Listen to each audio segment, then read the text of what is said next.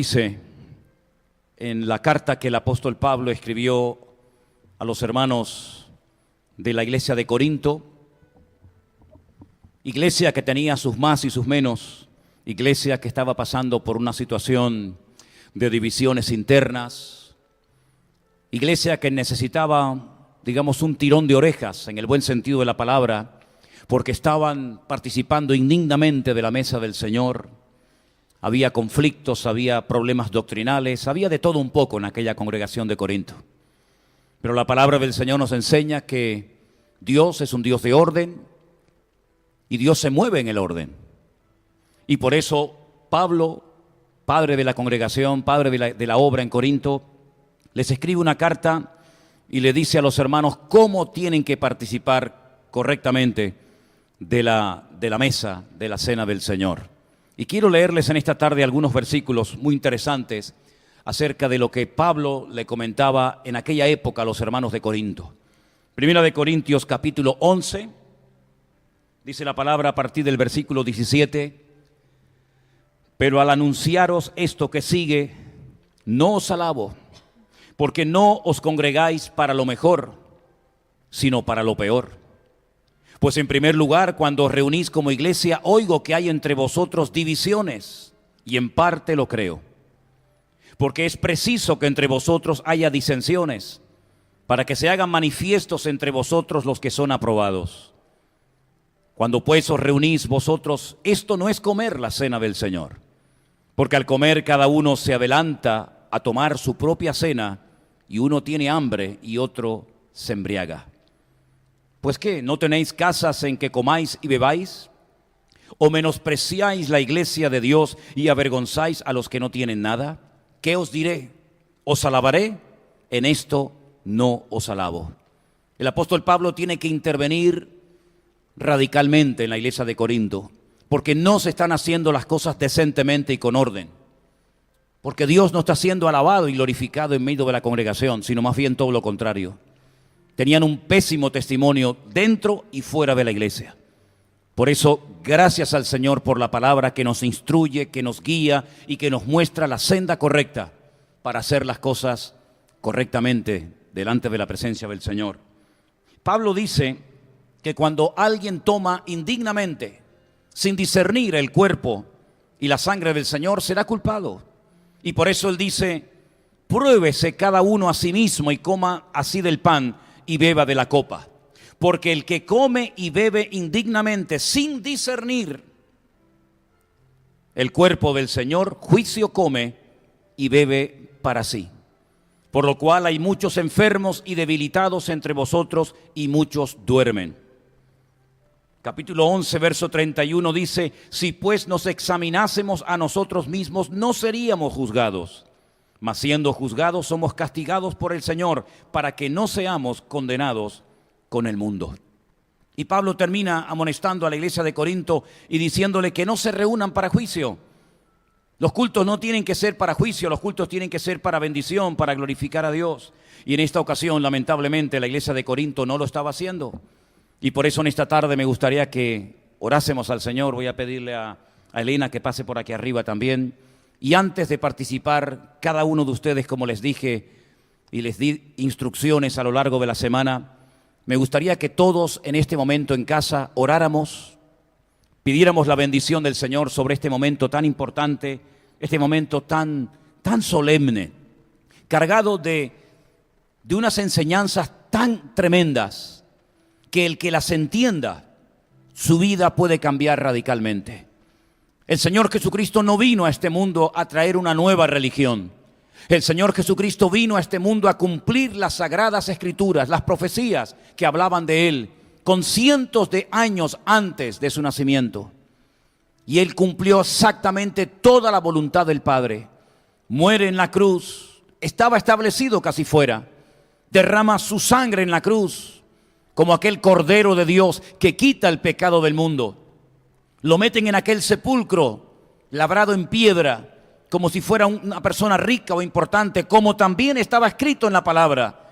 Pero al tercer día, gloria a Dios por ese bendito día, nuestro Señor Jesucristo resucitó de la muerte, victorioso, triunfante, demostrando que no era un impostor, un Mesías falso más de tantos que habían venido. Él era el verdadero Mesías, Él es el verdadero Mesías. Él es el camino, la verdad y la vida. Y por eso en esta tarde, Padre, te damos gracias por haber mandado a tu amado Hijo al mundo, para que muriera por nuestros pecados en aquella cruz. Fueron nuestros pecados los que te condenaron. Fueron nuestras iniquidades las que quebraron nuestra comunión con el Padre, con Dios. Pero gracias a través del sacrificio perfecto de nuestro Señor Jesucristo, podemos volver a reconciliarnos con Dios. Podemos recibir el perdón de todos y de cada uno de nuestros pecados. Porque la sangre de Jesucristo limpia al pecador de pecados, de mancha y de iniquidades. Y en esta tarde, Señor, te damos gloria y honra y muchísimas gracias por tanto amor derramado en la cruz por nosotros. Señor, bendice este pan, este vino, este momento en casa, en familia. Es un día extraño, es un día, Señor, diferente, porque nunca hemos participado del pan y del vino así, pero queremos que estés de una forma real en medio de nosotros, en cada casa donde en este momento van a participar del pan y del vino. Trae bendición, Señor, trae sanidad. Nos acordamos ahora de los hermanos que están pasando dolencias, enfermedades, aflicciones, achaques de toda índole. Señor, glorifícate en este día. Trae bendición, restauración, vida en abundancia a tu amada iglesia. Y gracias por este momento en el que podemos recordar tu muerte, tu triunfo y tu próxima venida. En el bendito nombre de Cristo Jesús. Amén y amén. Gloria al Señor, gloria al Señor.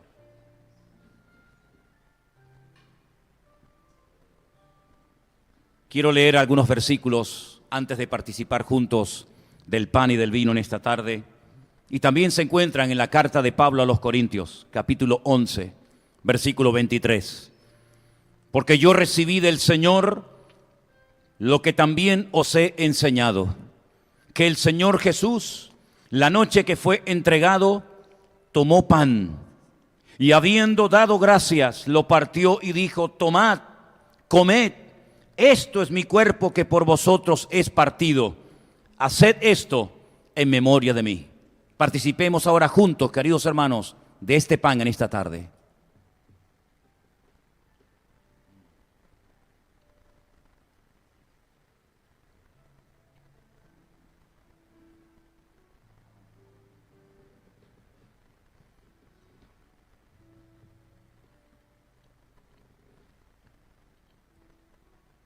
Asimismo tomó también la copa después de haber cenado, diciendo: esta copa es el nuevo pacto en mi sangre. Haced esto todas las veces que la bebiereis en memoria de mí. Así pues, todas las veces que comiereis de este pan y bebiereis de esta copa, la muerte del Señor anunciáis hasta que Él venga. Participamos juntos de la copa, hermanos.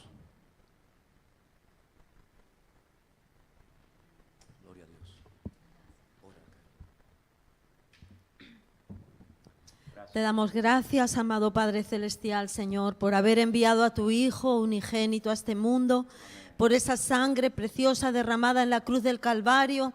Y en esta tarde recordamos ese sacrificio que hiciste a favor nuestro, Señor, esa salvación tan grande que nos has dado. Oh Dios mío, queremos tomar este pan, este vino dignamente delante de ti, Señor, para que tú, oh Señor, también te complazcas en bendecir a tu pueblo, en renovar nuestras fuerzas, en renovar, oh Señor, también nuestros cuerpos, Señor. Trae sanidad y medicina a tu pueblo, Señor. Oh Padre, en el nombre de Jesús te damos a ti gloria, honra y alabanza. Y gracias por tu Hijo precioso, Señor. Gracias por nuestro amado Salvador, en el nombre de Jesús. Amén y amén. Me dice que les dé un saludo a todos. Se hace un poco difícil hablar aquí delante de unas sillas vacías, pero sé que ahí está toda nuestra iglesia Vida Nueva y también otros hermanos en otros lugares del mundo que nos ven. y especialmente para nuestra congregación les quiero dar un saludo muy grande. Espero que hayan podido sentir y sientan la presencia del Señor en esta tarde y que juntos nos podamos gozar delante del Señor como si estuviéramos unidos y presentes en este mismo lugar. Dios les bendiga a todos, les echamos mucho de menos. Tengan en cuenta que vivimos aquí, estamos aquí, vemos la iglesia día tras día vacía, pero sé que ustedes están ahí apoyando la obra del Señor y sobre todo teniendo comunión con Dios y comunión los unos con los otros. Dios les bendiga. Amén. Gloria a Dios. Gloria al Señor por este momento en el que, a pesar de la distancia, a pesar de esta situación extraña en la que nos encontramos, pues hemos podido celebrar juntos el partimiento del pan y del vino. Y a mí me gustaría que nos fuéramos preparando para cantar un hermoso himno que es muy antiguo. Algunos a lo mejor lo recuerdan, para otros a lo mejor es una canción nueva, pero es un antiguo himno donde no es que adoremos ni le cantemos a la cruz, ni muchísimo menos. No estamos cantando a cosas, solamente cantamos al Señor, al que vive, al Dios vivo y verdadero.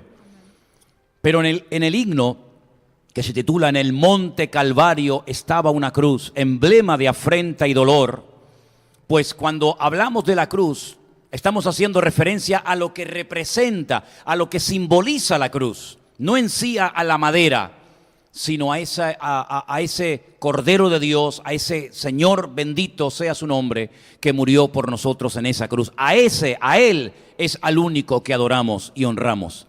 Si conocen este antiguo himno, les pido a todos que lo canten juntamente con nosotros, aunque hay un desfase de unos cuantos segundos entre lo que nosotros estamos cantando y diciendo aquí y lo que les llega a ustedes, pero según les vaya llegando la canción, si la conocen, júntense con nosotros y la cantamos juntos en el día de hoy. Que el Señor los continúe bendiciendo. En el monte Calvario estaba una cruz. Hoy en día, como creyentes, dice la Biblia que tenemos que cargar la cruz de Cristo. Pero algún día la Biblia nos enseña que el Señor nos dará una corona.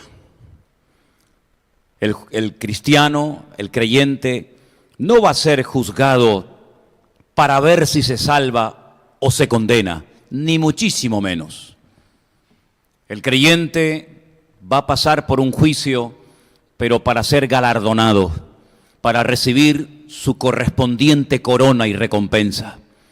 Por eso, amados hermanos, una vez que le hayamos entregado nuestra vida a nuestro Señor Jesucristo, no tenemos que tener temor de nada, ni de nadie, porque somos salvos y Él ha prometido estar con nosotros todos los días hasta el fin del mundo.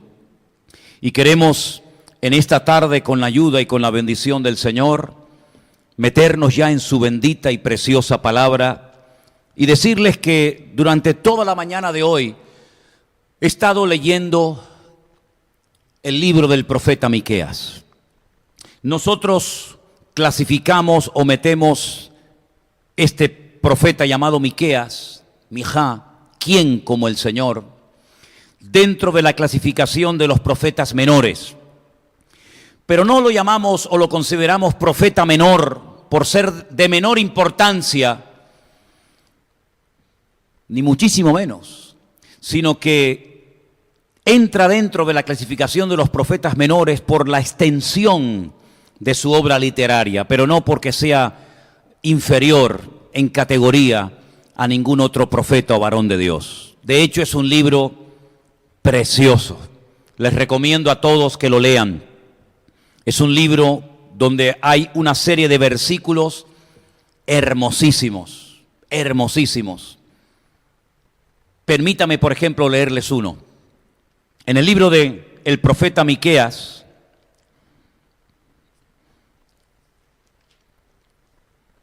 en el capítulo 6 del profeta Miqueas, aunque realmente me animaría a leer muchos versículos, porque todo el libro es una auténtica joya, es una auténtica maravilla. Miren, escuchen estas palabras. Él volverá a tener misericordia de nosotros. Sepultará nuestras iniquidades y las echará en lo profundo de la mar. Que Dios como tú, que perdona la maldad y olvida el pecado del remanente de su heredad, no retuvo para siempre su enojo, porque se deleita en la misericordia. Miren otro versículo.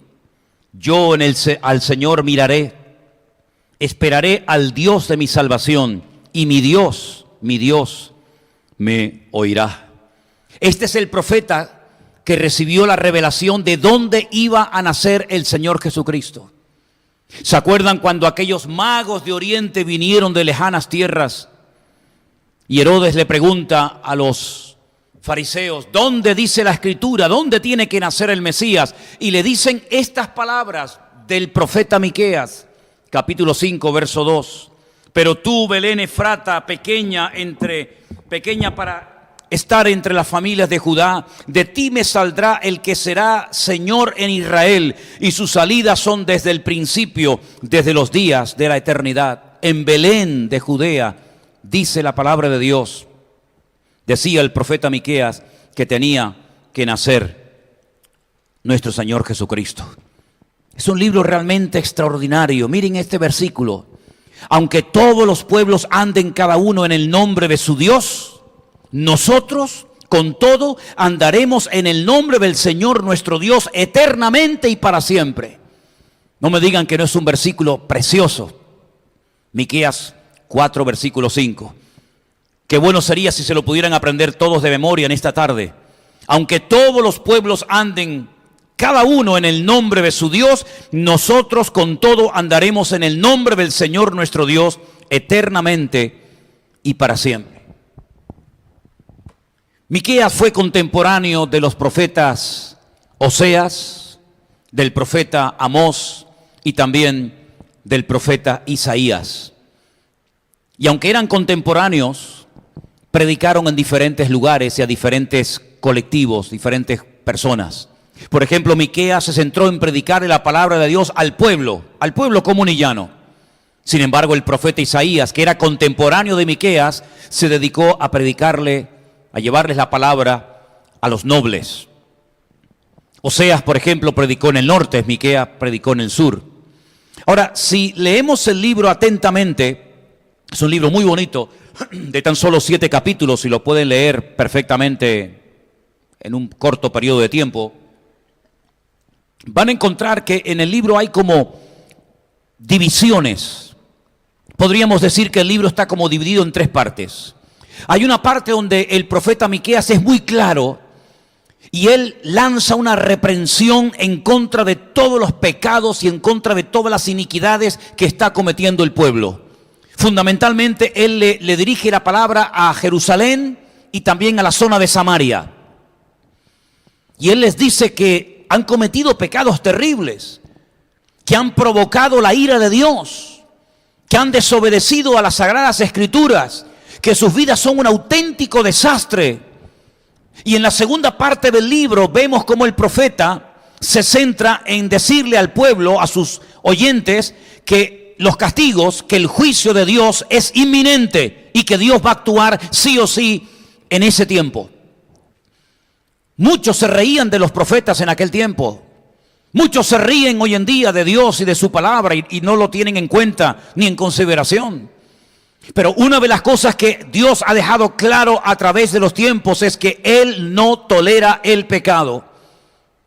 El que Dios permanezca un tiempo en silencio, parece como que no dice nada, como que no está, no significa de que Dios no esté tomando buena nota y observando y oyendo todo lo que el hombre hace y dice en la tierra. Y por eso yo creo, y lo he dicho ya en otras ocasiones y lo vuelvo a repetir ahora, yo creo que este tiempo en el que casi 3.000 millones de personas estamos confinados en nuestros hogares y todas las naciones de la tierra están temblando y están cayendo muertos por todos los lados. Yo creo que es un tiempo en el que Dios está mandando juicio, en el que Dios está tratando de sacudir las conciencias de las naciones, de los líderes políticos y religiosos del mundo, para que se den cuenta de que la consecuencia las causas de muchos males que vienen a la humanidad se deben a los pecados terribles que el hombre ha estado cometiendo. Lo hemos visto a lo largo y ancho de la historia. Cada vez que el hombre peca, tiene que sufrir tarde o temprano las consecuencias, a corto o a largo plazo. Lo vimos en el jardín del Edén, lo vimos en la Torre de Babel, lo vimos, hermanos, en Sodoma y Gomorra, lo vimos en la época de Noé en el diluvio, y siempre Dios ha advertido al pueblo, Dios ha advertido al hombre de que las consecuencias del pecado son terribles. Y yo creo que Dios en este tiempo ha dicho, basta, deténganse, mediten, reflexionen, mediten seria y profundamente acerca de lo que están haciendo, de cómo están viviendo. Puede ser esta una de las últimas oportunidades que Dios le esté dando a la humanidad para que vuelvan en sí y recapaciten. Pero la tercera parte del libro, gracias al Señor, está llena de bendiciones hermosas en la era mesiánica. Así que estas son las tres divisiones a lo largo del libro de Miqueas. Primeramente, una parte de reprensión contra los pecados, anuncio de castigos que vienen a consecuencia de estos pecados y bendiciones futuras cuando venga el Mesías. Es curioso que en el libro de Miqueas se nos habla de la primera y también de la segunda venida del Mesías. Pero hay una palabra que me ha llamado mucho la atención. Vamos a ir, por ejemplo, al capítulo 1, versículo 2. Dice, oíd, pueblos todos, está atenta tierra y cuanto hay en ti. Esa es la palabra que me llamó la atención. Shimú, oíd, prestar atención. En el capítulo 3 la volvemos a encontrar en el verso 1. Y dije, oíd ahora, príncipes de Jacob y jefes de la casa de Israel. En el mismo capítulo 3, el versículo 9, dice, oíd ahora esto, jefes de la casa de Jacob y capitanes de la casa de Israel. Capítulo 6, versículos 1 y 2. Oíd ahora lo que dice el Señor. Versículo 2. Oíd montes y fuertes cimientos de la tierra. Y finalmente en el capítulo 7, versículo 7 también dice la palabra, mas yo al Señor miraré, esperaré al Dios de mi salvación, al Dios, y el Dios mío me oirá. Así como Dios no es mudo, sino que habla. Y hace unos días hablé acerca de cómo habla Dios hoy en día a su amada iglesia. La gente tiene que entender de que hay señales, hay toques, hay como alarmas donde Dios dice, escuchen, deténganse, párense y mediten y reflexionen sobre lo que están haciendo. Oíd, le dice a los soldados, oíd a los sacerdotes, oíd a los políticos, oíd a las autoridades de la época. Les dice, deténganse y presten atención a lo que Dios está diciendo, a lo que Dios está haciendo. Porque detrás de cada acontecimiento hay un mensaje que tenemos que aprender a leer, a ver y a interpretar correctamente. Mientras subrayaba en mi Biblia las veces que aparece en el libro de Miqueas la expresión oíd, shimú, oíd, pensaba en las 7 veces en las que el Señor en el libro del Apocalipsis le dice a cada una de las 7 iglesias, el que tiene oído para oír, oiga lo que el Espíritu Santo le dice a la iglesia. Sabemos que este verbo oír es una palabra, es un verbo, digamos, polivalente que se puede también traducir por obedecer. Dios nos llama a la obediencia. Dios nos llama a la sumisión a Él y a su voluntad. Y eso va a traer bendiciones. Eso va a traer restauración. Eso va a traer vida y vida en abundancia. Lamentablemente, los líderes políticos y religiosos en la época del profeta Miqueas estaban totalmente corruptos. Dice que los sacerdotes llegaron a ministrar siempre y cuando les pagaran dinero. Siempre y cuando hubiera dinero por en medio, ellos ministraban.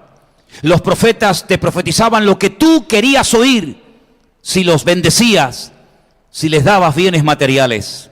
Dice el capítulo 3, versículo 11, sus jefes juzgan por cohecho y sus sacerdotes enseñan por precio. y sus profetas adivinan por dinero. Es tremendo, tremendo ver cómo el hombre no aprende, cómo se vuelven otra vez a repetir las mismas barbaridades, los mismos abusos, los mismos pecados e iniquidades de hace miles de años.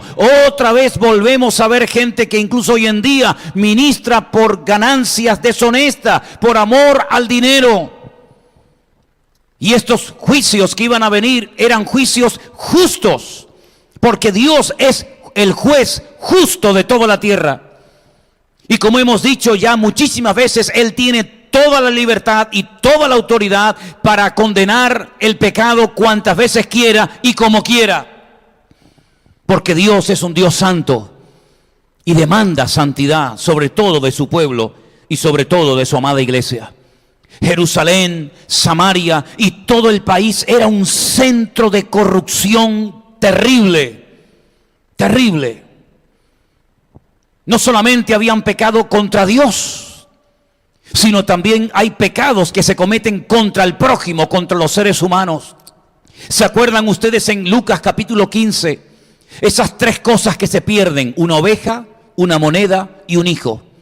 Cuando el hijo pródigo dice que vuelve en sí y se da cuenta de lo mal que se ha comportado con su padre, de la mala vida que ha llevado, de lo bajo que ha caído como consecuencia de haber vivido una vida de desorden, dice que al volver en sí, él comienza a reflexionar, él comienza a meditar. Qué interesante que cuando el hombre, no siempre, pero en algunas ocasiones, cuando el hombre toca fondo, cuando el hombre se ve con el agua al cuello, es cuando comienza a pensar y comienza a invocar el nombre de Dios. Y dice que este joven dijo: volveré a la casa de mi padre y le diré: Padre, no soy digno otra vez de recibir un trato preferencial como hijo que fui tuyo. Hazme como a uno de tus jornaleros, porque he pecado contra el cielo y contra ti. Y en el libro de Miqueas se ve perfectamente que a través del profeta Miqueas el Señor habla acerca de los pecados que la nación, que los líderes políticos y religiosos han cometido, pecados contra Dios.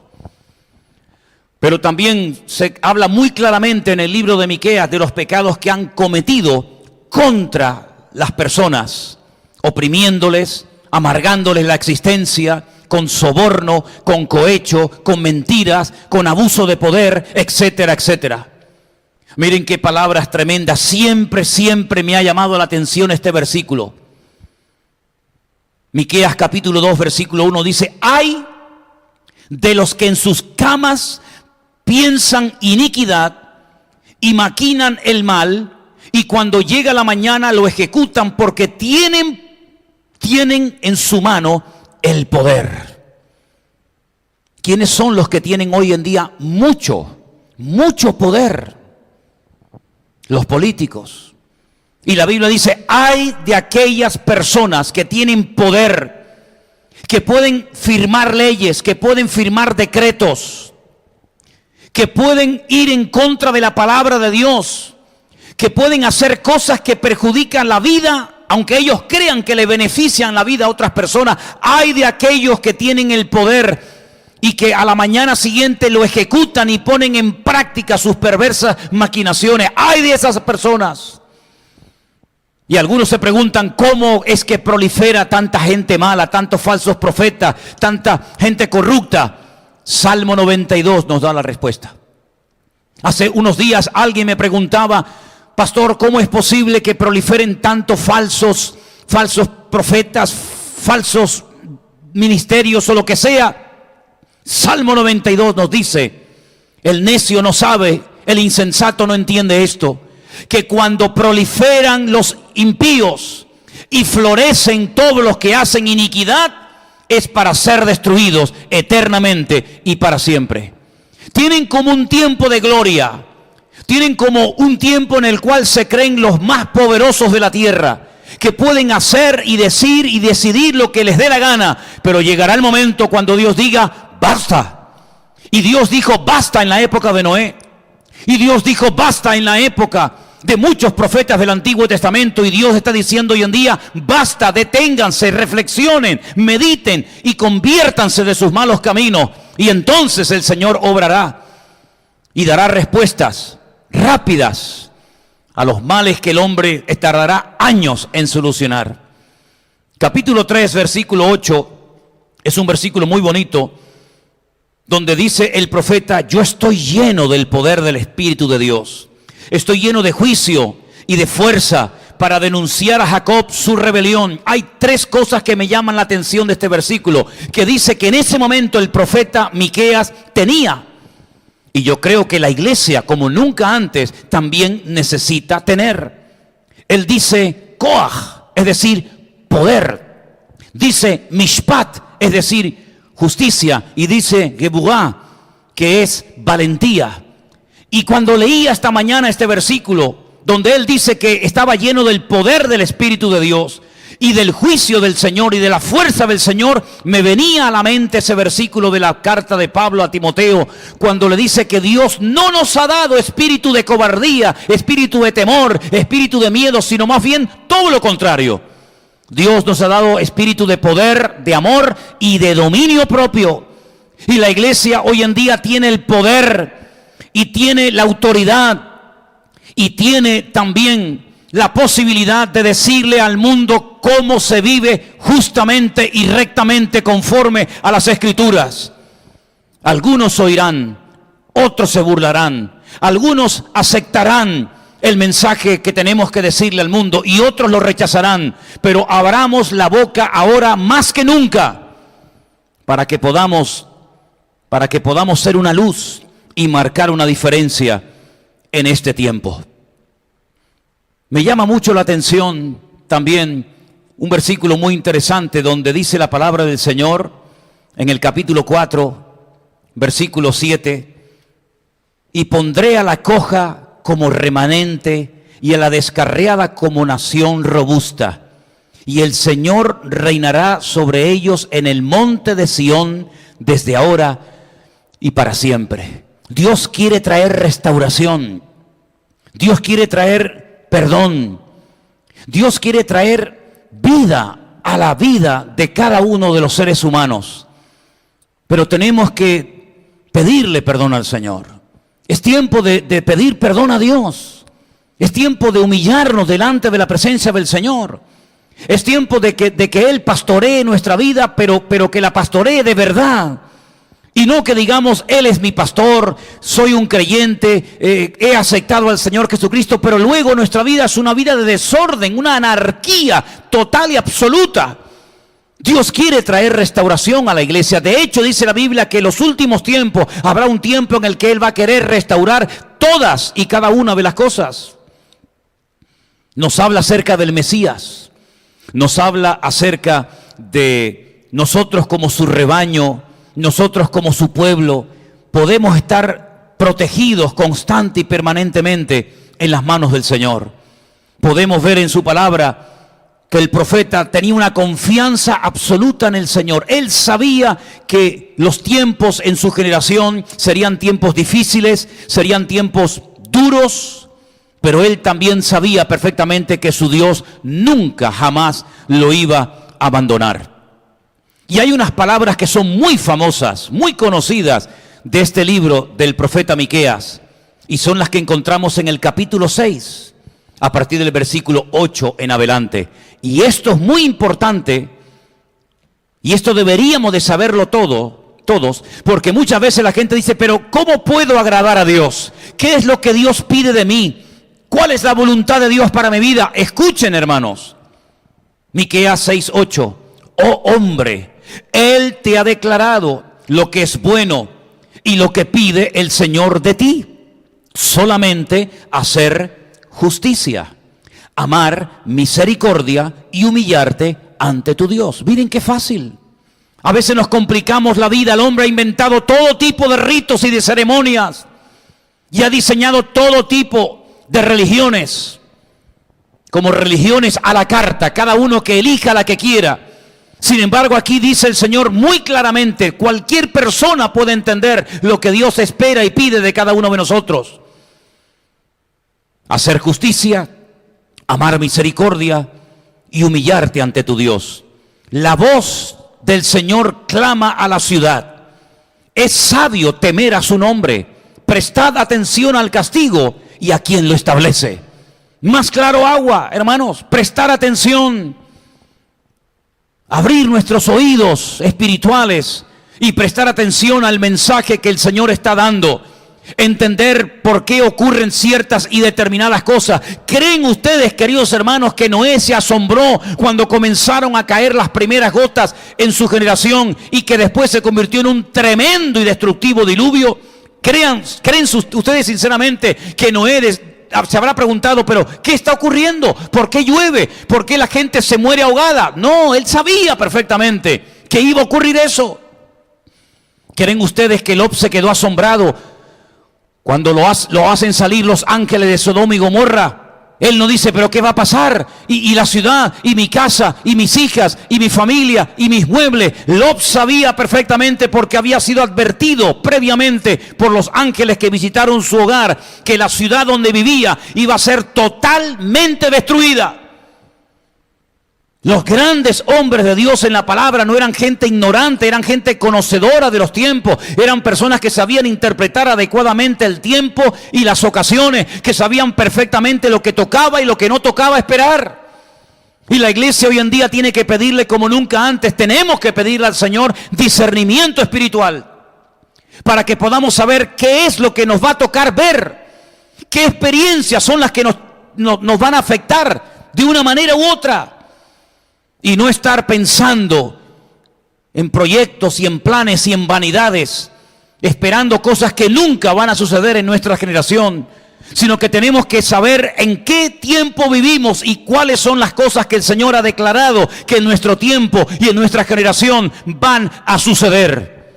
Y la Biblia dice, y lo dice también Miqueas, palabras proféticas para los últimos tiempos. Y estamos en los últimos tiempos. Capítulo 4 dice, acontecerá en los postreros tiempos. En los postreros tiempos. Hay palabras de Dios en la Biblia para los tiempos de los profetas, para los tiempos cuando Israel estaba en Egipto, para los tiempos cuando el pueblo de Dios se encontraba en el desierto, cuando el pueblo estaba siendo perseguido. Y hay palabra de Dios para la iglesia hoy en día. No estamos como en ese periodo de silencio de 400 años de silencio entre el Antiguo y el Nuevo Testamento, donde no había profeta, no había revelación, no había sueño y prácticamente muy poca gente tenía acceso a las Escrituras y no sabían lo que iba a acontecer. Ya no vivimos en tinieblas, ya no vivimos en la ignorancia, ahora vivimos en la verdad.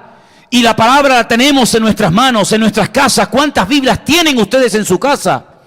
De todos los tamaños y de todas las versiones. Pues hermanos, comiencen a leerlas, comiencen a escudriñarlas, porque es en la palabra de Dios donde nosotros vamos a encontrar la fuente de la vida, las respuestas a tantas y a tantas preguntas que la gente se hace.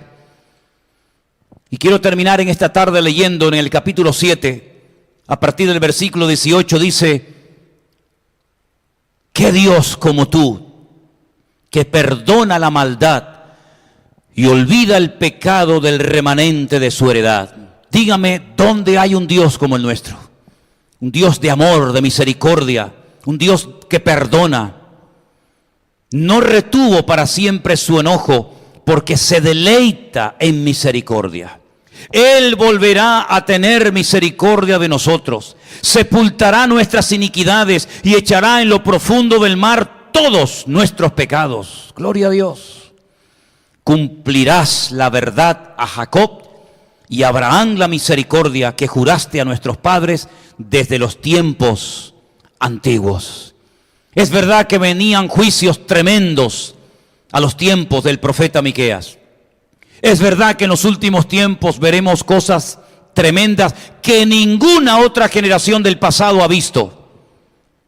Pero también es verdad que la misericordia, que la verdad, que el consuelo y la fortaleza de nuestro Dios será muy abundante.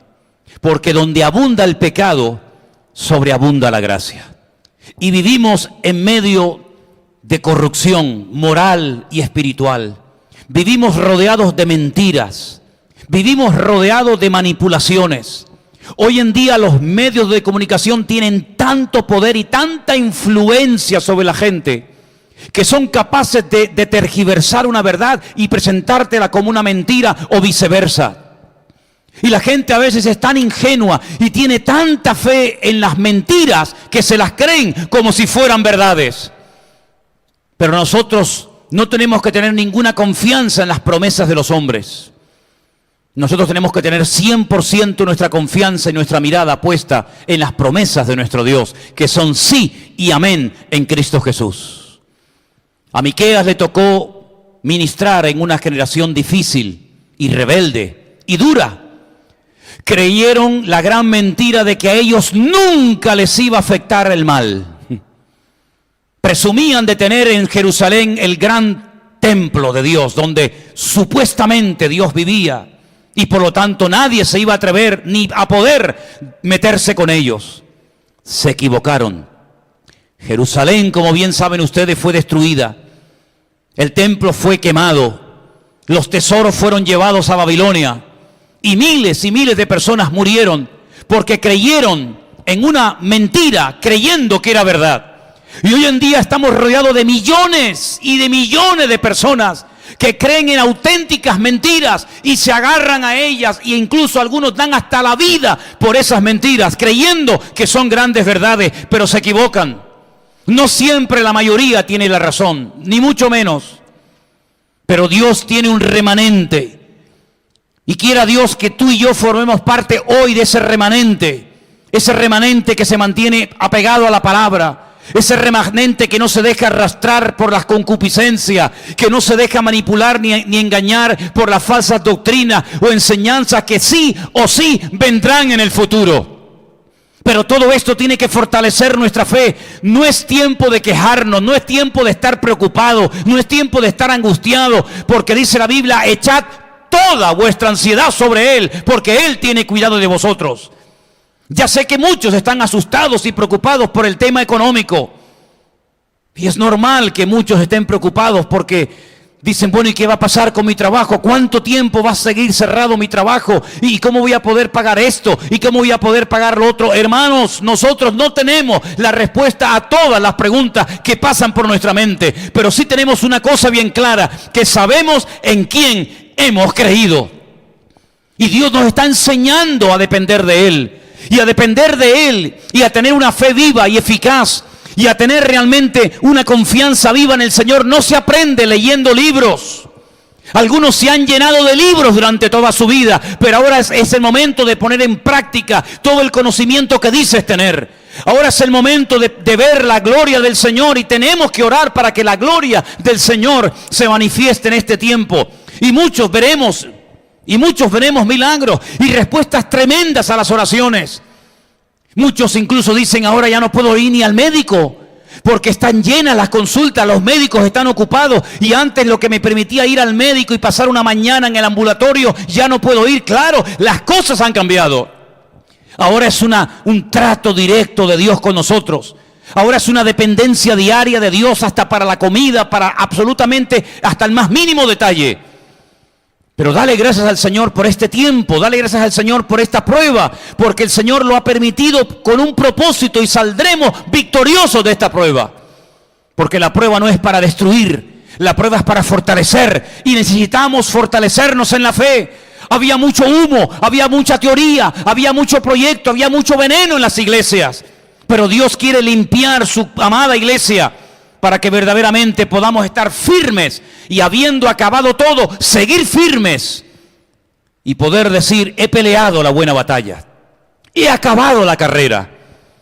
Por lo demás, me está reservada la corona, la cual me dará el Señor. Así que, hermanos, ánimo, ánimo. Han decretado 2 semanas más de confinamiento. ¡Gloria a Dios! Claro que a todos nos gustaría decir, hermanos, mañana hay culto, vénganse todos, mañana todos a trabajar, a la playa, al campo. Pero todavía no ha llegado ese momento. Por lo tanto, aprovechemos el tiempo, oremos en nuestros hogares, leamos la palabra, meditemos sobre lo que ha sido nuestra vida, nuestro caminar con el Señor, y dejemos que el Señor se encargue de los detalles. Vamos a orar en esta tarde y pedirle a nuestro Dios que con su vara y con su cayado nos pastoree. y que podamos ser fortalecidos en la prueba y que nuestra fe no decaiga, sino que ahora, más que nunca, brillemos con la luz del Señor Jesucristo. Padre Celestial, gracias te damos en esta tarde por tu preciosa palabra. Yo te pido, mi Señor, que en este momento de la historia en el que nos encontramos en medio de una situación impensable hace poco tiempo atrás, tú nos ayudes, que avives tu obra, Señor, en medio de estos tiempos, y que tú, Señor, nos mantengas unidos, mirándote solamente a ti, confiando solamente en ti y en tus promesas, porque sabemos, Señor, que podrán venir dificultades como de hecho están viniendo, pero nuestra fe ha vencido al mundo y contigo tenemos la victoria segura. Gracias, Señor, por esta fe y esta confianza que has puesto en nuestros corazones. En el bendito y precioso nombre de Cristo Jesús, nuestro Señor. Amén y amén. Bendito sea Dios. Amados hermanos, yo les animo a que en estos días se aprendan de memoria este versículo de Miqueas capítulo 4, versículo 5. Y termino esta exposición de hoy con este texto. Aunque todos los pueblos anden cada uno en el nombre de su Dios, nosotros con todo andaremos en el nombre del Señor nuestro Dios eternamente y para siempre. Que el Señor les bendiga.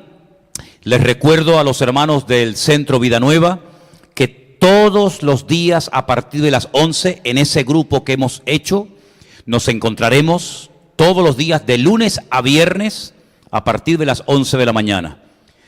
Toda esta semana estaremos, por supuesto, a las 9 en punto compartiendo el devocional para empezar el día con el Señor. Devocional que, dicho sea de paso, están siguiendo muchísimas personas y ya lo esperan y está siendo, yo creo que de mucho aliento y de ánimo en este tiempo. Luego, todos los días también de lunes a viernes a las 6 a través de nuestro canal de Facebook estaremos también compartiendo una enseñanza, hablando de cosas importantes y necesarias que creo que es bueno e edificante que oigamos y que aprendamos. Y sobre todo lo que le pido a los hermanos del Centro Vida Nueva que me están viendo y escuchando en esta tarde.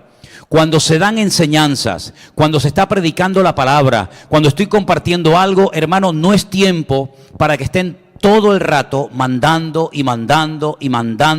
mensajes, frases y palabras. Hermano, dejen eso para otras personas.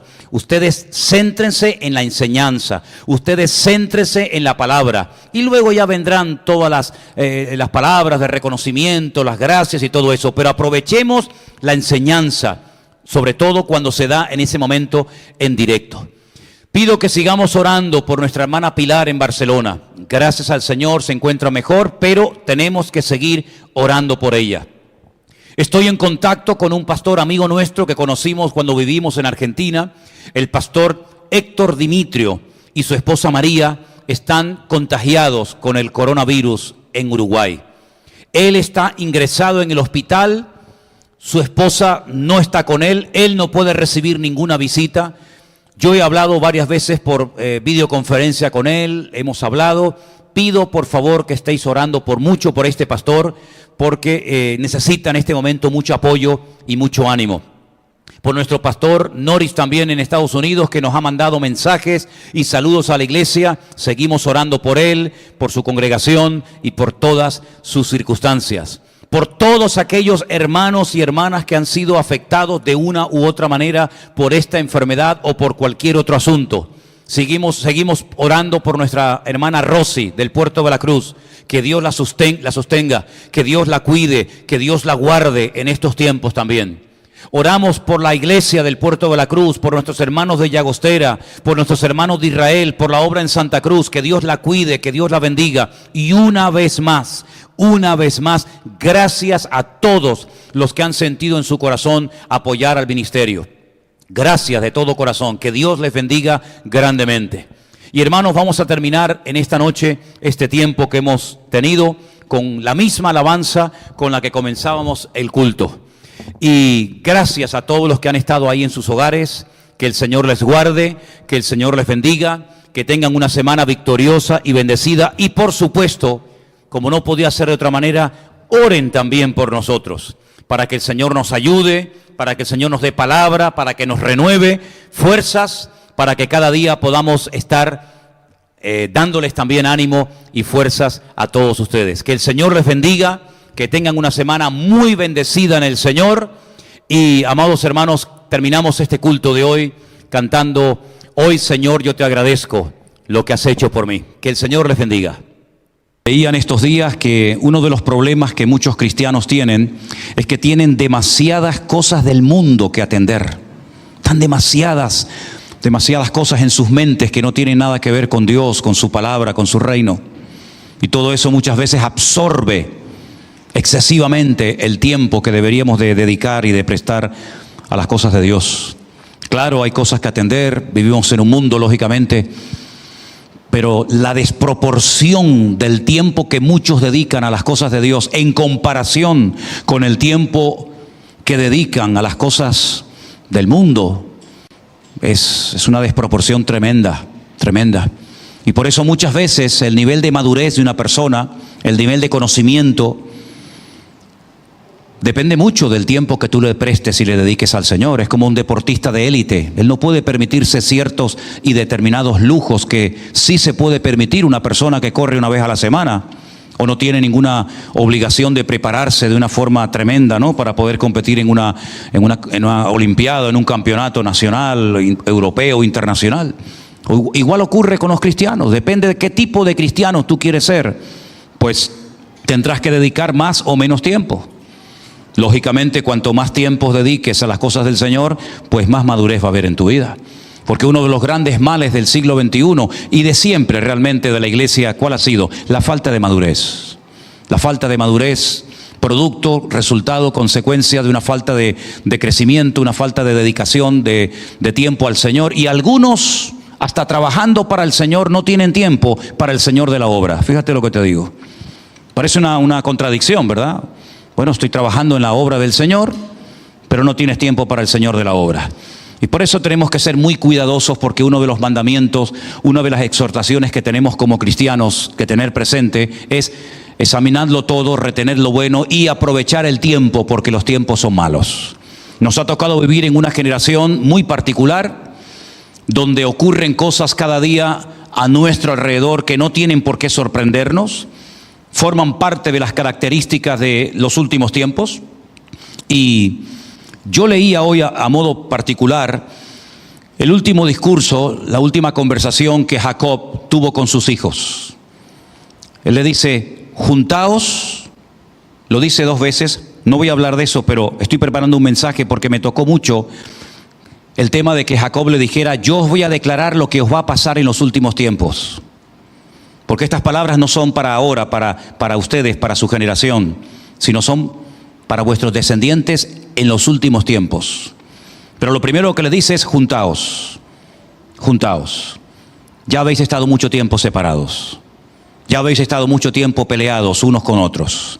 Ahora es el tiempo de unidad, ahora es el tiempo de oír, de aprender y de prepararse para lo que viene en el futuro.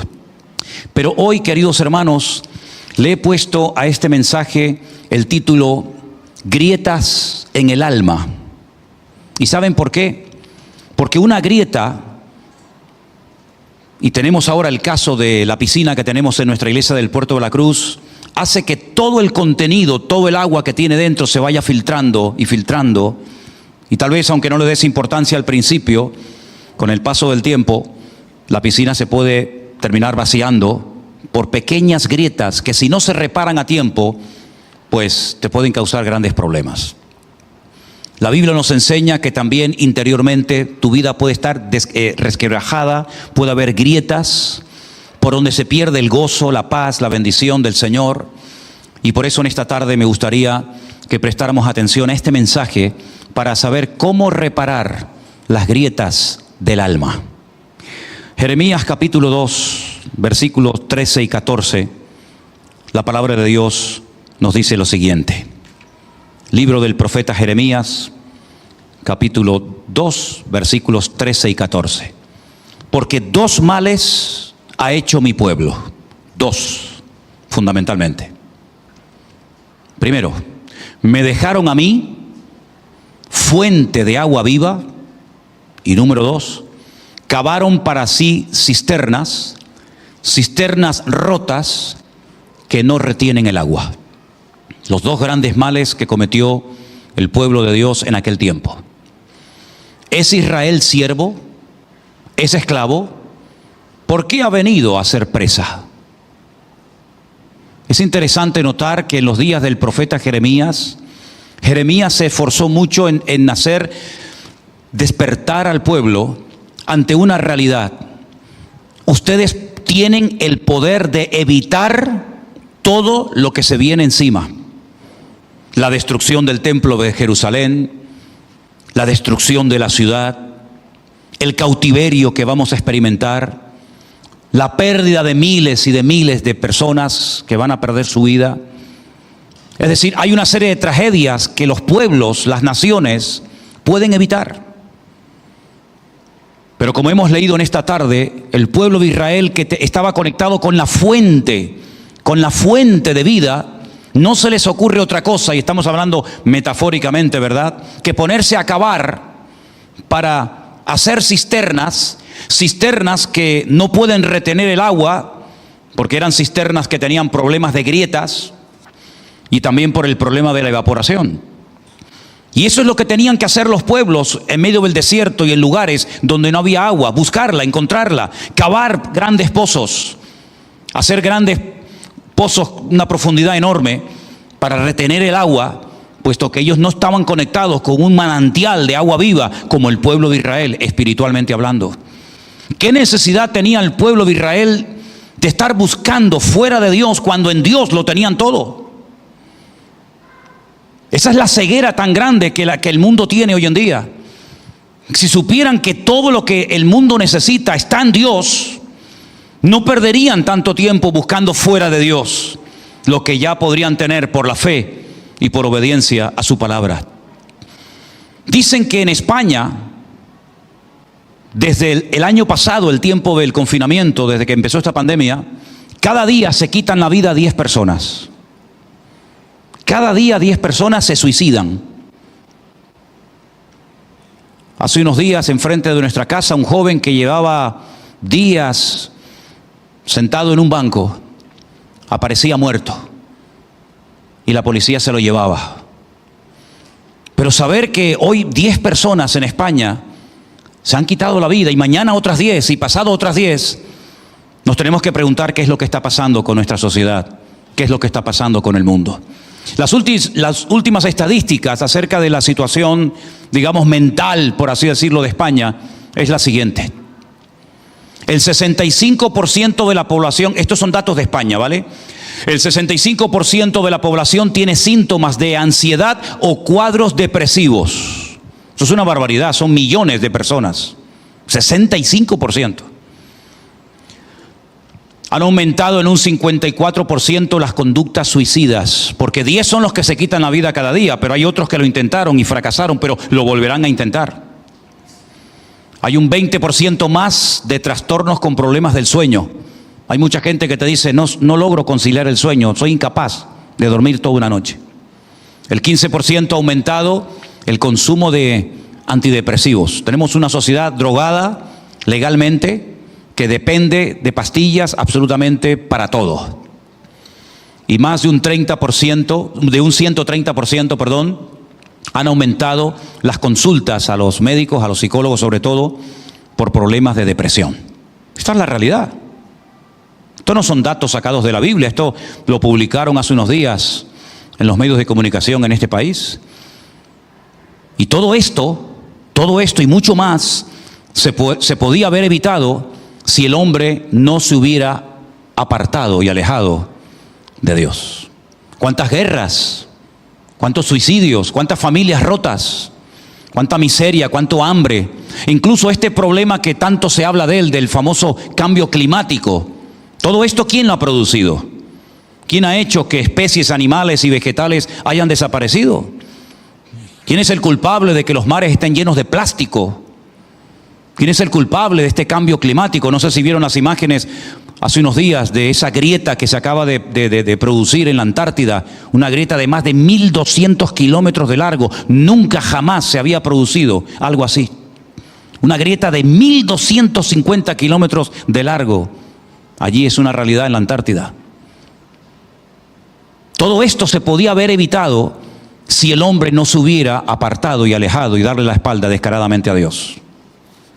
Y cuando muchas veces viene gente a hablar con uno y te comienzan a contar sus problemas y sus ansiedades y sus problemas económicos, sus problemas mentales, y el problema con los hijos y el problema con el marido y problemas con la esposa y problemas laborales, etcétera, etcétera, uno en lo más profundo del corazón, uno dice, pero si todo esto tiene remedio.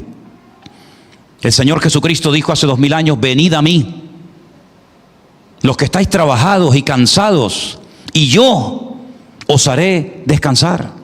La gente está cansada, la gente está con miedo, la gente está con temor, hay una incertidumbre en el ambiente, ¿verdad? Muchos tienen miedo a perder el trabajo, miles y miles de negocios han cerrado y todavía no se ve, ¿verdad?, la luz al final del túnel, sino que todavía estamos un día sí, un día no, ahora se puede, ahora no se puede. Y la gente vive con ansiedad, con depresión. La verdad es que vivir hoy en día sin Dios, no sé cómo hacen. Porque si ya con Dios, con el Señor, con su palabra, con sus promesas, es difícil, ¿verdad?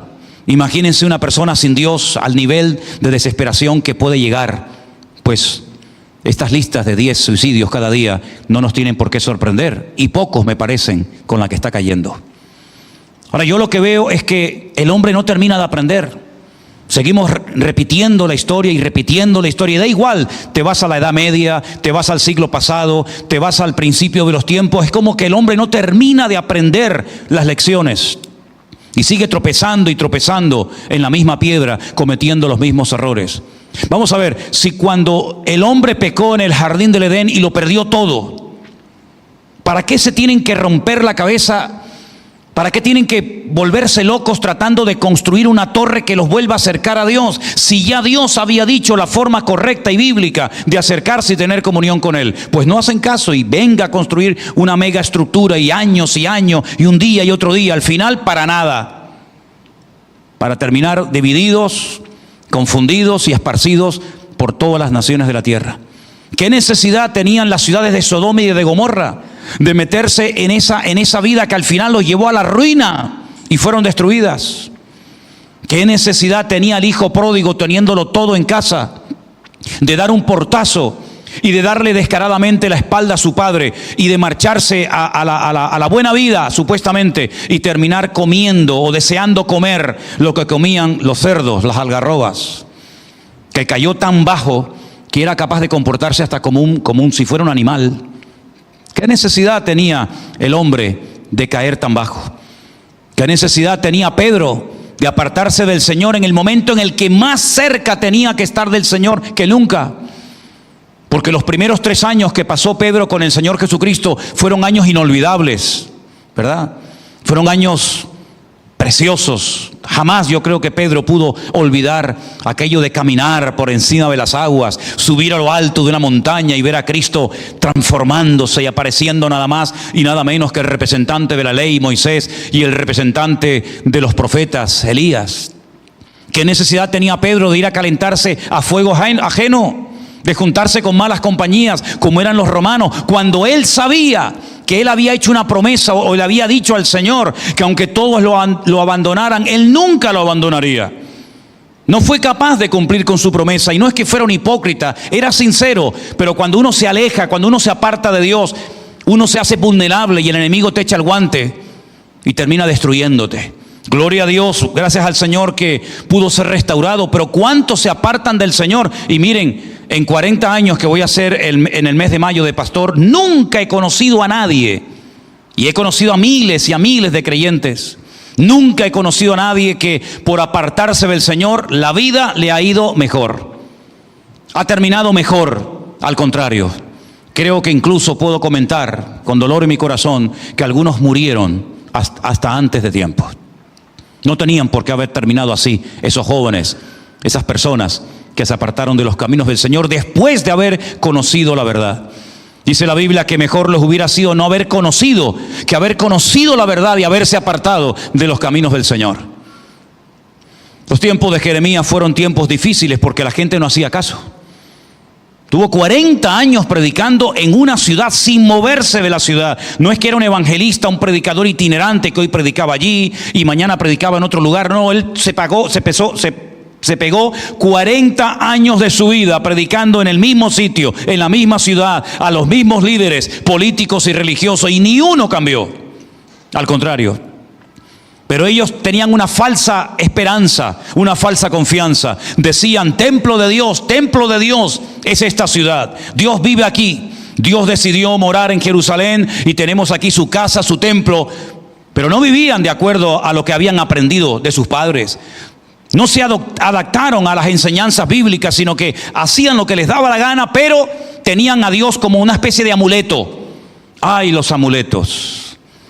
He conocido personas que me enseñan sus amuletos y yo por dentro digo, Dios mío, que una persona adulta haya pagado por esta basura y ponga su confianza creyendo que esto le va a proteger.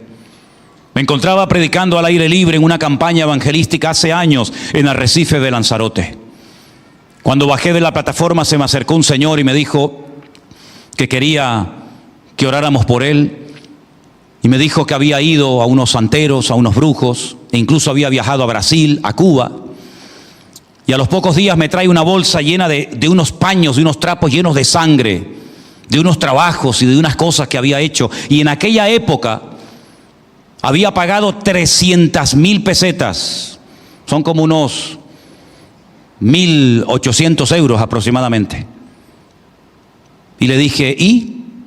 Dice, no me ha servido absolutamente de nada. Digo, pues menos mal que te das cuenta. Que la gente sea capaz de pagar. Hace unos días me encontré con un joven que me decía que parte de su familia se han hecho santos, pero de los malos. Y se dedican a hacer trabajos y cosas a la gente para ayudarles a recuperar su pareja, para que tengan salud, para que, en fin, les vaya bien en la vida, tengan dinero. Y esta persona de su familia le dice, ¿me podrías prestar por favor 200 euritos que te lo pago la semana que viene?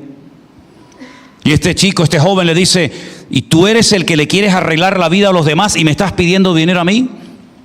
Y la gente paga, la gente es capaz de hacer locuras. Pero después cuando le hablas de Dios, después cuando le hablas de la palabra, como lo ven tan fácil, no se lo terminan de creer. Y estamos viviendo en una generación donde vemos los síntomas de una sociedad enferma, de un país en coma, que paulatinamente se está autodestruyendo.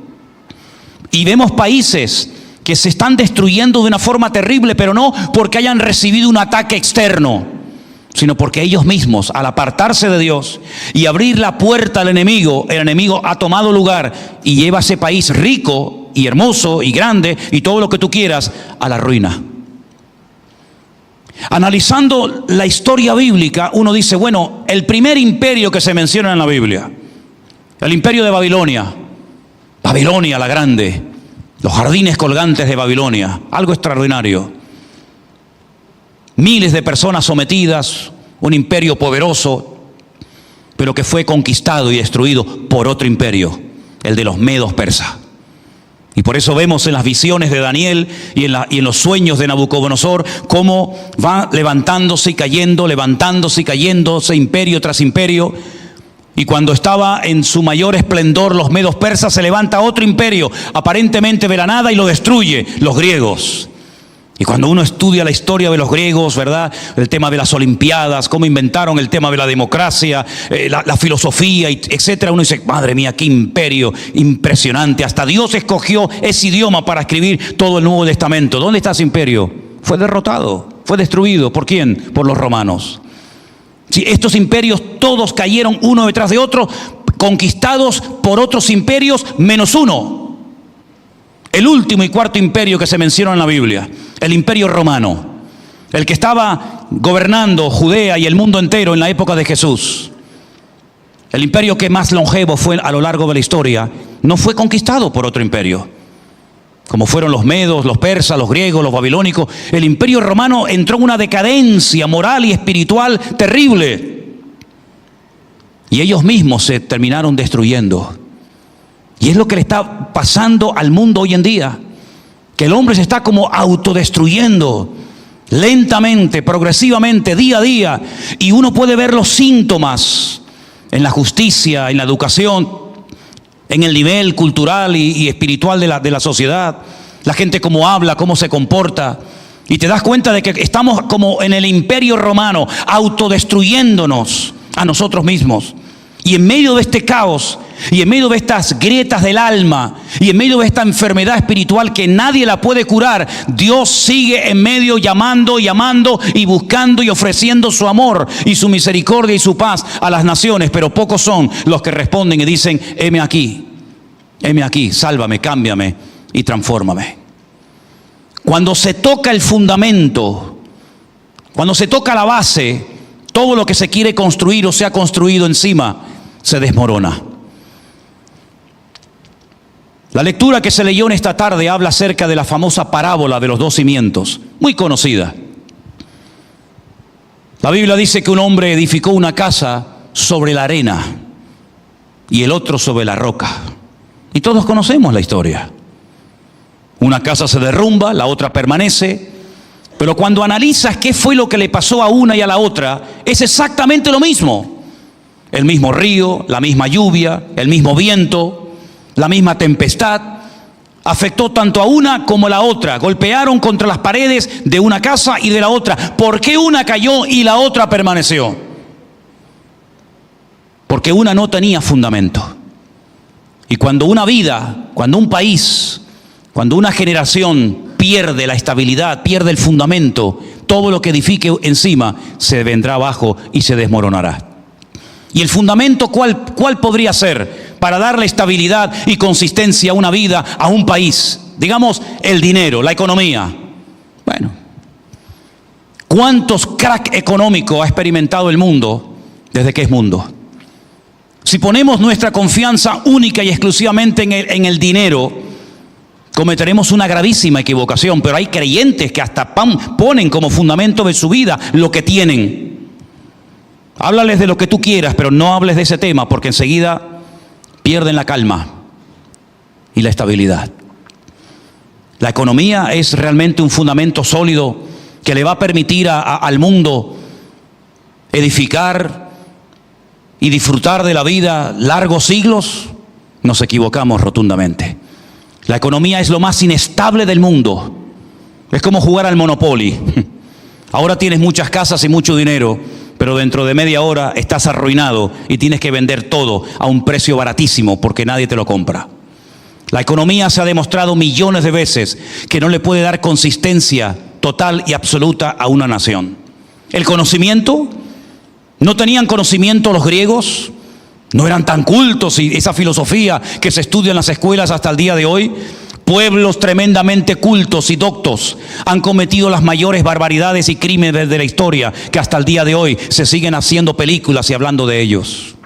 ¿Qué es lo que verdaderamente le da estabilidad a un país, a una familia, a una iglesia, a una nación? El dinero, la economía, el conocimiento, la salud, ¿sí? Ahora todos vamos por la vida con mascarillas y nos tenemos que limpiar los pies antes de entrar a una iglesia, y cuando entramos a un lugar nos ponemos ese líquido en las manos, ¿verdad? Lo único que le puede dar estabilidad en la vida a una persona, a un país, es Dios. Lo único que funciona y es realmente estable y firme es Dios y su palabra.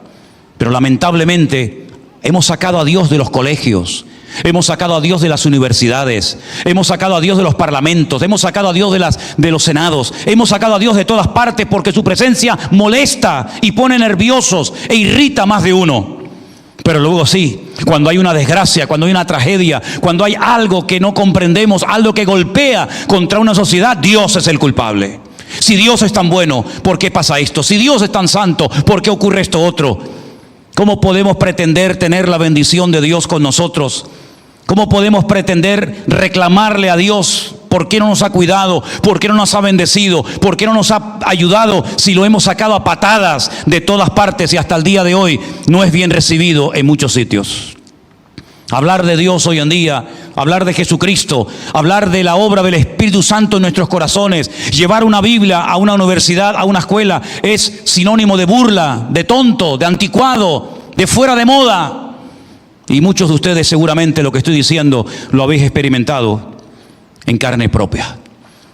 Jeremías decía, nosotros teníamos al autor de la vida, a la fuente de la vida. De él podíamos beber cuantas veces quisiéramos. Y lo habéis dejado y os habéis puesto espiritualmente a cavar cisternas rotas que no retienen el agua, cisternas donde se evapora el agua, cisternas donde se estanca y se pudre el agua, cisternas donde no se puede retener la bendición. Pero sin embargo no le hacían caso. Intentaron matar al profeta, creyendo que matando al profeta y ordenándole a que no hablara, que se callara, el problema estaba solucionado, pero se equivocaron.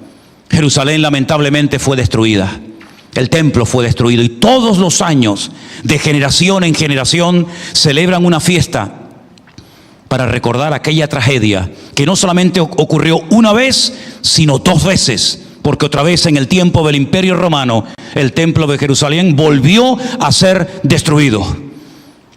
Y siguen siendo algunos tan ciegos y tan torpes y tan cerrados a la verdad, que incluso leyendo muchos libros de aquellos rabinos de la época y de hoy en día, dicen que la destrucción del segundo templo se debió a la falta de amor entre los hermanos, a que no se amaban, a que había celos y envidia entre los discípulos de un rabino y celos y envidia con los discípulos de otro rabino, y no se dan cuenta de lo que dijo Jesús. ¿Veis todo esto? No quedará piedra sobre piedra que no sea destruida, porque el problema no es solamente el problema que tenemos entre los seres humanos unos con otros, odio, celo, envidias, contiendas, sino nuestro mayor problema es con nuestro Dios. Y el problema con Dios solamente se puede resolver humillándonos y viniendo ante su presencia en genuino arrepentimiento y pidiéndole perdón. Dice el apóstol Pablo a los Gálatas, quisiera leerles unos versículos de esta hermosa carta, espero que la hayan leído. En capítulo 6 dice, no os engañéis, no os engañéis. Dios no puede ser burlado, pues todo lo que el hombre sembrare, eso también segará. Porque el que siembra para su carne, para sí mismo, para tu ego, de la carne segarás corrupción. Mas el que siembra para el Espíritu, del Espíritu segará vida eterna. Eso es lo que dice la palabra. Por lo tanto, no nos cansemos de hacer el bien, porque a su tiempo segaremos si no desmayamos. Hay una ley que todo el mundo la conoce perfectamente, en cualquier parte del mundo. Da igual si es en el hemisferio norte o en el hemisferio sur, si es en lugares cálidos o fríos, da igual. Todo lo que usted siembra es exactamente lo que usted va a cosechar. Usted no puede pretender recoger melones si usted plantó papas. Usted no puede recoger sandías si usted lo que plantó fueron sandías o cualquier otro producto. Es decir, nosotros lo que sembramos es lo que cosechamos. Es una ley universal, creas o no en ella, es así, funciona. Pero no solamente cosechamos lo que sembramos, sino que hay un compás, hay un tiempo de espera entre el tiempo de siembra y el tiempo de cosecha, y eso no es nada nuevo, todo el mundo lo sabe. Usted no planta hoy y mañana está ya disfrutando de la cosecha, sino tienes que ser paciente, tienes que regar, tienes que cuidar para que cuando llegue el momento puedas cosechar lo que has sembrado. Y no solamente eso, sino que generalmente la proporción de lo que se cosecha siempre es mayor que lo que se ha sembrado. Si son cosas que todo el mundo sabe, aunque no seas agricultor, aunque nunca hayas sembrado nada, todo el mundo sabe que lo que se siembra se cosecha, que hay un tiempo de espera entre la siembra y la cosecha, y que siempre se cosecha más de lo que se ha sembrado. Eso es incuestionable. Pero en lo natural, ¿cuántas veces yo he dicho que es un reflejo de lo espiritual? En el mundo espiritual exactamente igual. ¿Qué estás sembrando como padre? ¿Qué estás sembrando en tus hijos? Tal vez no verás la cosecha hoy, pero la vas a ver, no te quepa la menor duda. ¿Qué estás cosechando como padre, como madre, en tu familia? Después no te quejes, es que la niña me salió rebelde, es que no me hacen caso. ¿Qué has estado cosechando año tras año en la vida de tus hijos? Es lo que vas a cosechar tarde o temprano, te guste o no. ¿Qué estás cosechando como joven? ¿Qué estás sembrando en tu vida? ¿Qué tipo de siembra estás haciendo en tu vida? ¿Qué estás haciendo con tu juventud, con tus dones, con tus talentos, con tus recursos? ¿Qué estás haciendo? ¿Los estás desperdiciando? ¿Los metes debajo de un almud, como dice la Biblia, debajo de una mesa? Todos estamos sembrando a lo largo de nuestra vida, consciente o inconscientemente, de una manera u otra. Todos estamos sembrando. Y tarde o temprano cosecharemos lo que hemos sembrado. El que siembra viento, cosecha tempestades. El que siembra amor, recogerá amor. Y el que siembra indiferencia y odio y resentimiento y amargura y quejas, eso es lo que tú verás reflejado en la vida de los que te rodean. Si no, pero es que yo sembré amor, pero lo que he cosechado es rechazo. Bueno, a lo mejor es bueno que te rechacen un tiempo para que no te creas que eres el rey del universo, porque Dios te va a tratar en ese rechazo. Pero te vuelvo a insistir, los que sembraron con lágrimas, con regocijo, segarán. Es mejor sembrar con lágrimas y recoger con regocijo que sembrar con regocijo y recoger con lágrimas. La ley de la palabra de Dios funciona y es así. Tienes que invertir, tienes que sembrar en los demás lo que quieres ver. Si quieres que cuenten contigo, cuenta tú con los demás. Si quieres que te saluden, saluda tú a los demás, aunque nadie te salude, pero siembra.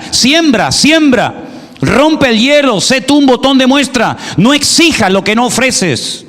No pidas a los demás lo que tú no das, porque es muy fácil demandar. No me llaman, no me visitan, no me saludan, no cuentan conmigo. No. Pero ¿qué haces tú a favor de los demás?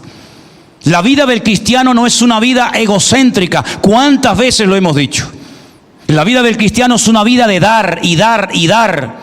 Y por ahí dijo el apóstol Pablo, y más bienaventurado es dar que recibir. Hay de aquel que está toda la vida necesitando recibir, pero bendito sea el hombre y la mujer que se goza en el dar, porque mejor es dar que estar todo el día con la mano extendida. ¿Cuántos dicen amén? Jeremías se esforzó, Jeremías predicó la palabra, Jeremías decía que el único remedio, la única solución para que el país no fuera destruido, para que la ciudad permaneciera y para que miles y miles de personas no fueran asesinadas, era volverse a Dios en genuino arrepentimiento. Mira qué fácil. No hicieron caso. Es como en los días de Noé. ¿Qué tenían que hacer los habitantes de aquel planeta o de aquella sociedad para salvarse? Obedecer lo que decía Dios a través de Noé, meterse en el arca y no perder la vida. ¿Le hicieron caso? No. Hoy en día vivimos exactamente igual. En tiempos de frialdad, en tiempos de indiferencia, pero todavía la iglesia sigue aquí en este planeta. Todavía seguimos aquí, tú y yo, queridos hermanos, para decirle al mundo: reconcíliense con Dios, vuelvan a Dios. Abran sus corazones al Señor, porque Él es el único que puede traer orden y paz y estabilidad y amor y restauración a las vidas, al planeta, a la sociedad y a nuestras familias. ¿Cuántos dicen amén? Hay varios ejemplos, muchos ejemplos en la Biblia de familias rotas, de familias hechas pedazos. Miren, por ejemplo, échenle un vistazo, si quieren, a la familia de José. Una familia que aparentemente todo iba bien. ¿Qué fue lo que pasó en esa casa? ¿Qué fue lo que pasó? Tenían nada más y nada menos que al patriarca Jacob viviendo entre ellos. El futuro del país de Israel estaba en sus manos. Eran los que iban a formar las 12 tribus de Israel. Pero le abrieron la puerta, una grieta llamada celos y envidia. La utilizó el diablo para destruir una preciosa familia y una relación familiar. No podían ver en pintura a José.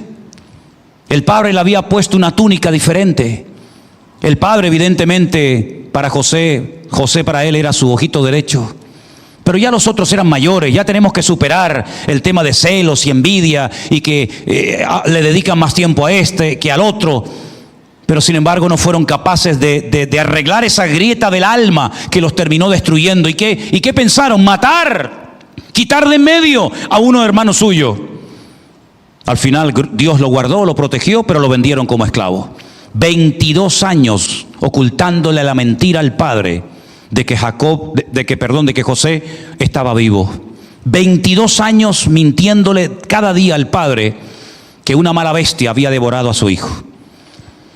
Al final, después de tantos años de sufrimiento, le confiesan al padre que José está vivo.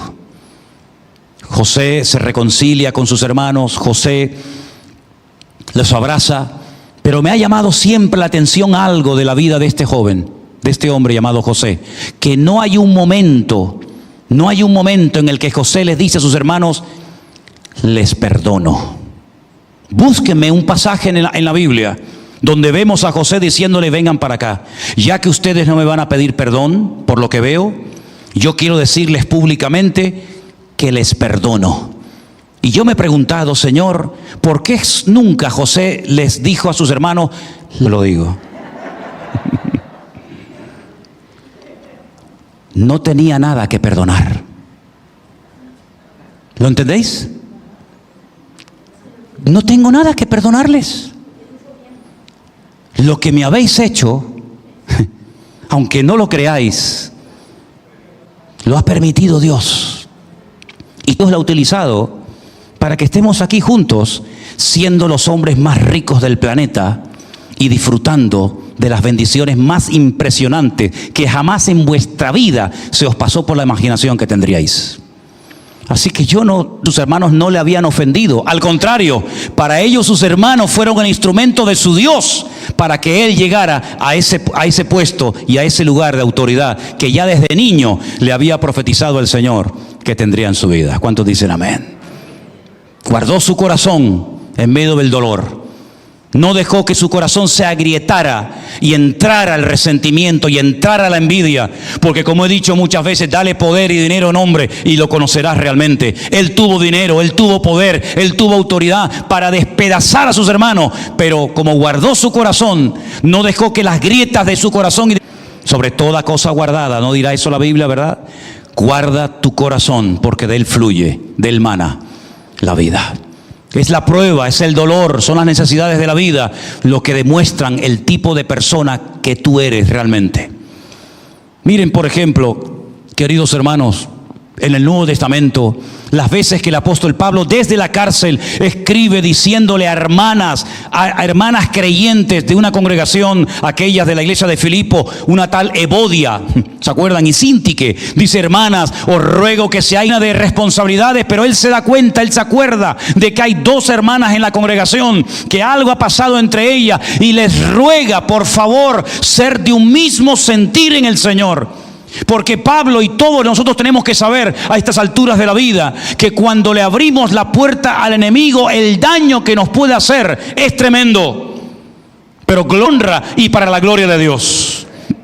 Las grietas del alma, ese padre que te humilló, aquella mujer que no sé qué, aquel hijo que te hizo aquello, aquel hombre que... Olvídate de todo eso y pídele al Señor que sane tu roto y herido corazón, para que puedas retener la bendición, no solamente cuando estás aquí en la iglesia, que algunos dicen, ay, yo cuando estoy aquí estoy tan bien, estoy tan a gusto, pero después cuando llego a mi casa, al barrio, al trabajo, los líos, los follones, los problemas, esa selva, en esa jungla, donde no hay amor, donde ya no hay principios, donde cada uno va a lo suyo, que tú aprendas a retener la bendición. Pero no vas a retener el agua si tienes el vaso roto. Tienes que sanar, dejarle al Señor que sane tu corazón dolorido y quebrantado, para que no pierdas el gozo, la paz, la bendición, la armonía que tienes en esta tarde, en este lugar, sino que puedas mantenerla todos los días de tu vida.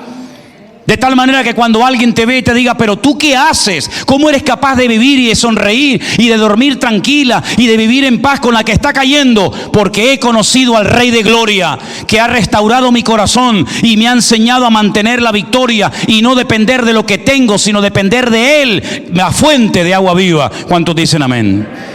Por eso era ridículo decir, pero ¿para qué estáis cavando? ¿Para qué estáis haciendo cisternas rotas que no van a retener el agua cuando vosotros tenéis el privilegio más grande que una nación puede tener, que es tener al Dios vivo, a la fuente de agua viva con ustedes 24 horas al día? Pero no lo entendían. Y por eso yo digo que nosotros hoy en día tenemos el privilegio de haber conocido, de haber tenido esta experiencia, que es la que nos va a ayudar cuando nos digan: estás enfermo. Y probablemente esta enfermedad no tenga remedio y tú digas: gloria a Dios. Dios me dará la fuerza para ser fiel hasta el último momento de mi vida. Y cuando te veas en el espejo digas: uy, ya tengo patitas, decían de gallo, yo diría que algunas ya son de avestruz, ¿eh? Y digas: gloria a Dios. Hoy Pepita me dice: te veo más gordito, pero sigues guapetón. Gracias, Pepita. Te echaba mucho de menos. Bueno, pero ¿saben qué, hermanos? Da igual. Lo importante es saber que cuando estás triste, entras en tu habitación y oras al Señor, y el Señor te consuela el alma. Y aunque hayas echado ahí la llorona y te hayan salido los mocos y todo lo que tú quieras, el gozo del Señor es mi fortaleza. Circunstancias difíciles en la vida, de salud, de vejez, de enfermedad, de soledad o de lo que sea, tú estarás conmigo como poderoso gigante. Tu vara y tu cayado me infundirán aliento. Por lo tanto, mis queridos hermanos, nosotros hemos descubierto al autor de la vida. ¿Cuántos dicen amén? Y quiero terminar diciéndoles algo que lo he dicho en otras ocasiones, pero creo que viene bien con lo que estamos hablando en el día de hoy. Los que habéis ido a Israel o conocéis un poco de la geografía de ese país tan interesante y diferente, ¿os habéis dado cuenta que cuando llegamos al norte del país y navegamos con ese barco que alquilamos y vamos recorriendo distintas zonas y viendo Magdala, de donde era María Magdalena, y vemos al fondo la ciudad de Capernaum, y vemos en lo alto de aquella montaña esa ciudad de la cual dijo Jesús: veis los montes del Golán, y cuando vemos el monte de las Beatitudes, en fin, es maravilloso navegar por aquel lugar? Y cuando vamos antes o después a aquel restaurante, el famoso San Peter, a comer, y te ofrecen el pescado que se pesca en ese lugar, uno dice: parece mentira los siglos, los años que han pasado, y es un lago que está vivo, porque entra y sale el agua, y es una maravilla estar en aquel lugar. Ay, amigo, pero cuando viajamos hacia el sur y llegamos a lo que se llama en español el Mar Muerto, el Yam Hamelach, el mar de la sal, allí no hay vida por ninguna parte. Está estancada el agua. Le entra por el río Jordán y ahí se queda, y no hay vida, no hay peces, no hay nada, porque le entra pero no da. No vemos en la orografía del país un reflejo y una imagen de cómo poder mantenernos con vida o cómo ir secándonos. Si recibimos de Dios y damos, nunca nos secaremos. Pero si recibimos del Señor y lo guardamos herméticamente y no lo compartimos con nadie, nos terminaremos secando y perdiendo la bendición de Dios en nuestra vida. Pero si alguien no tenía la oportunidad de ver esto con sus propios ojos, en la misma ciudad de Jerusalén, cuando vamos por la Vía Dolorosa en dirección a lo que se llama la Puerta de los Leones, antes de salir de la ciudad vieja de Jerusalén, entramos a mano izquierda al famoso estanque de Betesda. Y cuando llegamos allí, la gente se queda sorprendida porque dicen: ay, yo me había imaginado el estanque de Betesda más pequeñito, algo más insignificante, pero cuando ves aquello te quedas sorprendido, ¿verdad? Pero ¿sabes qué era aquello? Un lugar para retener el agua de la lluvia. Y el agua entraba, pero no salía. Entraba y se quedaba estancada, putrefacta, se echaba a perder, lamentablemente. Y allí era donde había cojos, ciegos, mudos, paralíticos, todo tipo de enfermos, esperando que el agua cambiara, que el agua se moviera, pero el agua no se movía, hasta que Cristo llegó y solucionó la situación. ¿Cuántas personas, incluso viviendo cerca de la presencia de Dios, como antaño era la ciudad de Jerusalén, están esperando algo que nunca va a ocurrir? Están como aquellos enfermos y paralíticos esperando algo que nunca viene, el movimiento del agua, y se estancan y mueren teniendo la bendición cerca de sus narices o cerca de su vida. Pero qué diferente cuando aquel ciego se le acerca al Señor y el Señor le pone barro en sus ojos y le dice: ve a lavarte al estanque de Siloé, no al de Betesda, donde el agua está estancada, sino al estanque del Siloé, que significa el enviado. Y dice la Biblia que cuando fue al estanque de Siloé, que está saliendo de la ciudad, bajando una pendiente, ¿verdad? El agua allí es limpia, es cristalina, porque entra y sale, entra y sale. Hoy tú tienes la posibilidad de decidir qué tipo de vida vas a vivir. Una vida de siempre quejas y lamento y no tengo y no puedo y esto y aquello. Y recibirás la palabra los domingos y los jueves, pero como no das y siempre te estás mirando a ti mismo, te pierdes la bendición. Pero dale la vuelta en esta tarde a tu vida y deja que el Señor te hable, te bendiga, te ministre, te sane tu dolorido corazón. Pero dale a alguien esta palabra. Mañana, esta tarde, llama a un amigo, a un vecino, a alguien y dile: Dios te ama. ¿Qué? Que Dios te ama. Que el Señor te quiera ayudar con tu matrimonio, con tus hijos, con tu enfermedad. Anímate a comenzar a dar a otros lo que Dios te está dando en los últimos días, semanas y meses. Y te vas a dar cuenta de que no tendrás tiempo para el desánimo, no tendrás tiempo para pecar, no tendrás tiempo para entrar en depresión, sino que te darás cuenta de que es una bendición el recibir y el dar, el recibir y el dar. Y ese es el diseño bíblico de una vida cristiana. Y por eso, mi querido hermano, en esta tarde me gustaría que todos oráramos al Señor y reconociéramos que tenemos la fuente de agua viva con nosotros, que no tenemos que buscar nada fuera de Dios. No te enfríes ni te apartes ni busques fuera de Dios, porque no vas a encontrar nada. No seas una cisterna rota y agrietada, sino deja que hoy el Señor llene tu corazón y nunca más pierdas la bendición de Dios. Aleluya. Cierra tus ojos ahí donde estás y oramos a nuestro Dios para que Él haga una obra en ti, una obra genuina, una obra real, una obra que asombre al mundo para la gloria de Dios. Si en esta tarde entre nosotros hubiere alguien,